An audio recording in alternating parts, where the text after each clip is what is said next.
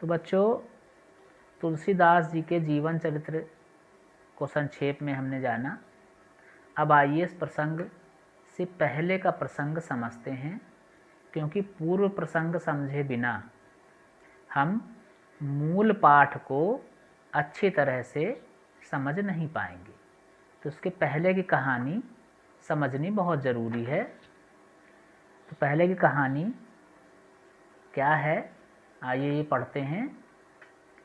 ये प्रसंग गोस्वामी तुलसीदास जी के रामचरितमानस, जो इन्होंने अपना काव्य ग्रंथ लिखा है रामचरितमानस, रामायण की कहानी है पूरी राम की, तो उसमें रामचरितमानस में से बाल कांड से लिया गया है। रामचरितमानस के 7 कांड हैं, जैसे बाल कांड है, अयोध्या कांड है, अरण्य कांड है, सुंदर कांड है।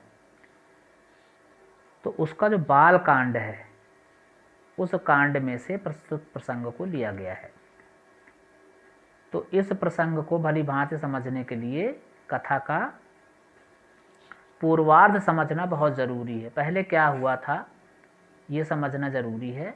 इसके अनुसार अयोध्या के राजा दशरथ, उनकी 3 रानियां थीं, कौशल्या, कैकेयी और सुमित्रा।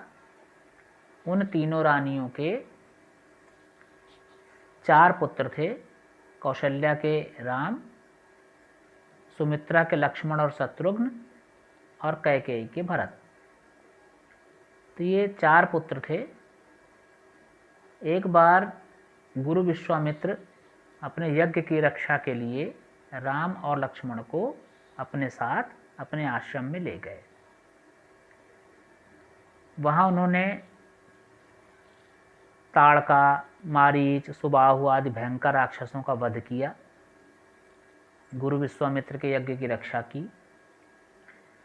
और वहीं गुरु विश्वामित्र को ये सूचना मिली कि मिथिला नगरी में राजा जनक अपनी पुत्री सीता का स्वयंवर कर रहे हैं।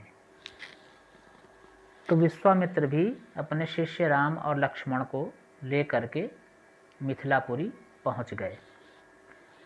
वहाँ पर राजा जनक ने स्वयंवर सभा का आयोजन किया था। उस स्वयंवर में एक शर्त थी कि राजा जनक के पास शिव जी का एक धनुष था, जो उनके गुरु परशुराम ने उन्हें दिया था।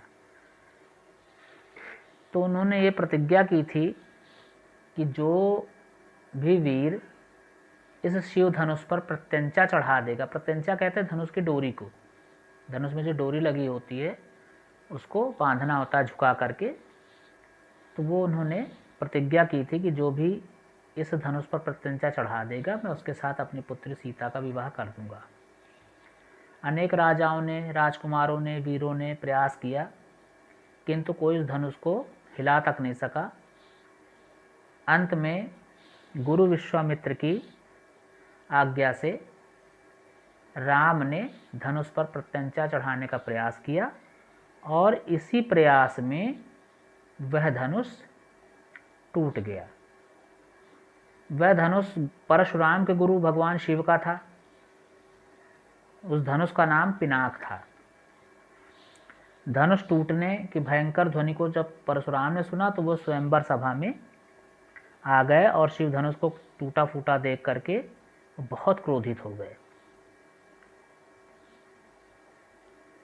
और वहाँ पर उपस्थित राजाओं को संबोधित करके क्रोधपूर्ण वाणी में पूछने लगे, धनुष किसने तोड़ा है। इसके पश्चात इस कथा में क्या हुआ, यह इस प्रसंग में हम आज पढ़ेंगे। इसमें परशुराम के क्रोध भरे वाक्यों का उत्तर लक्ष्मण अपने व्यंग वचनों से देते हैं। देखते हैं सबसे पहले काव्य पाठ।